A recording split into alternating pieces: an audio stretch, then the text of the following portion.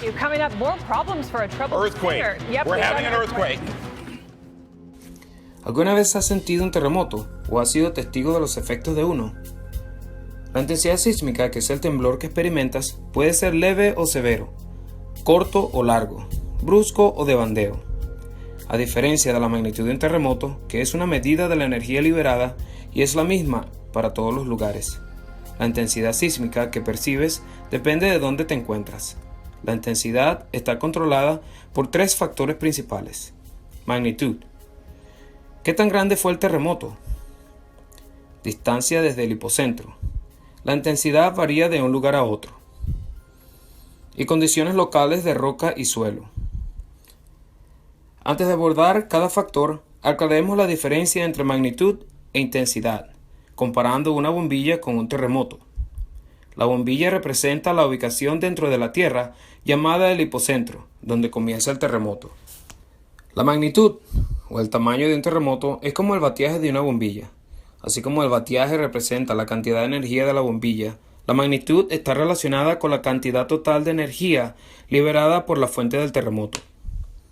La intensidad o nivel de agitación es como la cantidad de luz de una bombilla que se recibe en cualquier lugar de una habitación.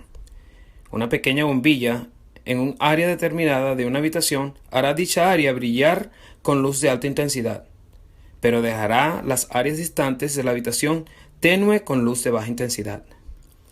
Por lo tanto, un terremoto dado tiene solo una magnitud, pero producirá diferentes intensidades de agitación en diferentes ubicaciones, como se muestra en un check map. ¿Pero de dónde vienen los check maps?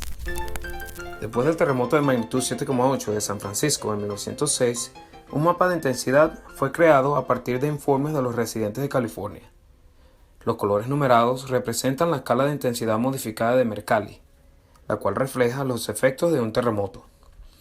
En la zona 5 se notaron temblores moderados. Casas se agrietaron y algunos tanques de agua se derrumbaron. En las zonas 8 y 9, personas, caballos y ganado perdieron su balance. Puentes arruinados y edificios con estructuras de madera se deslizaron fuera de sus bases. Los números más bajos trataban generalmente de cómo el terremoto fue sentido por la gente. Los números más altos se basaron en daño estructural observado. Las observaciones humanas todavía ayudan a los científicos a comprender los movimientos telúricos ocasionados por un terremoto, pero la intensidad ahora es medida por los sismómetros e ilustrada por los check maps del Servicio Geológico de los Estados Unidos, como esta reconstrucción moderna para el terremoto de 1906.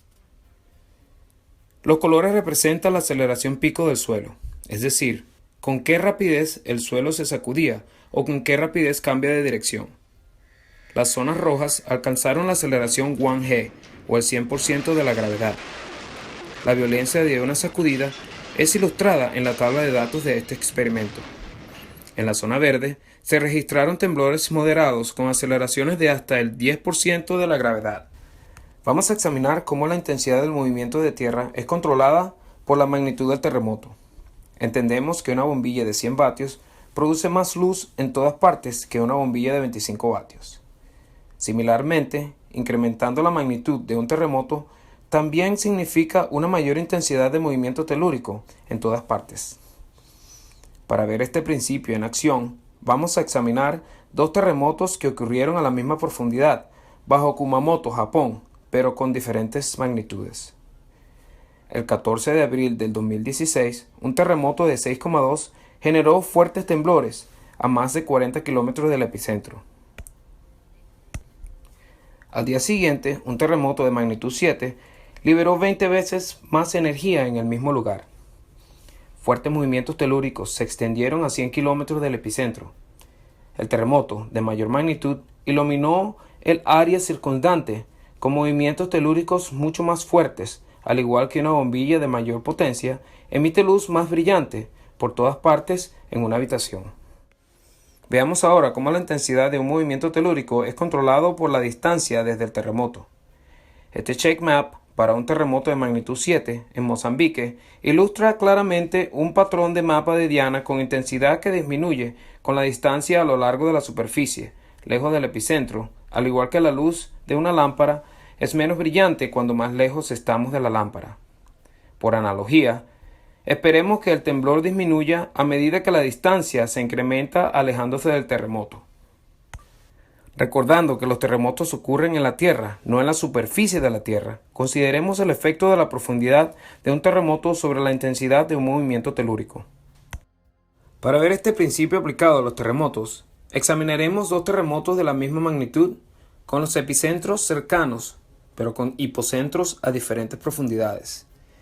En el año 2015, el terremoto de magnitud 7,5 en Hindu Kush ocurrió 212 kilómetros por debajo de Afganistán. Aunque las fuertes sacudidas se distribuyeron en una amplia área, solo 399 vidas se perdieron. El hipocentro del terremoto de magnitud 7,5 ocurrido en Kashmir en el año 2005 solo tenía 23 kilómetros de profundidad. El movimiento telúrico severo se concentró cerca del epicentro, causando daños extensos a edificios con más de 87.000 muertes. En 1989, el terremoto de magnitud 6,9 de Loma Prieta ocurrió en el sistema de fallas de San Andrés, cerca de Santa Cruz, California. La intensidad del movimiento telúrico y el daño resultante fueron fuertemente influenciados por las condiciones locales de roca y suelo. De hecho, el daño más severo ocurrió en Oakland y Distrito Marina, en San Francisco, a 100 kilómetros del epicentro, donde la intensidad de movimiento telúrico violenta, número 9, fue mayor que la experimentada por muchas áreas más cercanas al epicentro. Ambos estaban construidos sobre un sustrato de lodo. Un ejemplo dramático y trágico de la amplificación de movimientos telúricos es la autopista de Nimitz, de 2 niveles, construida sobre el lodo de la bahía. 4 segundos después de que los conductores sintieron el terremoto, la autopista de Nimitz se sacudió y se balanceó, y las secciones se derrumbaron tomando 42 vidas.